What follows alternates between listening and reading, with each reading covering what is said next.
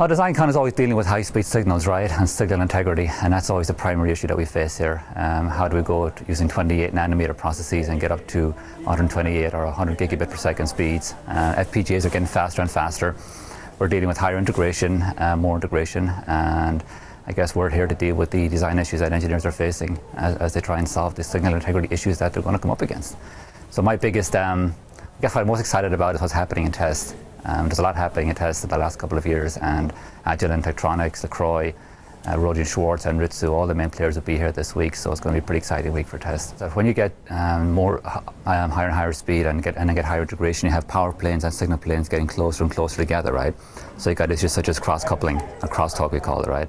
So you got signals cross-coupling, you got more interference, and you got a real problem with getting a signal from point A to point B. With an intact eye diagram, as we call it, on the scope. So the real issue is to deal with the high speeds and mitigate the interference between the conducting lines, both of the power planes and the signal planes.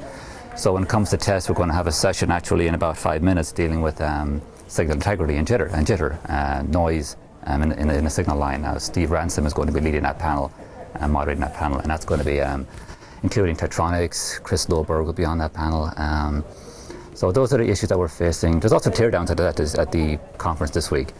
I'm personally excited about teardowns because it's a chance to go inside and see what's in there and actually figure out why people made those design choices, right? Not just components, what they chose, but why they chose them and what were the design issues they faced when putting it together and making it work. Well, tomorrow we're going to tear apart a VTab 1008. It's the Visio design, and also a G tablet, as well as a router, the E3200 router from Linksys. I chose those three devices because at CES it's all about integration and connecting devices and making them all work together.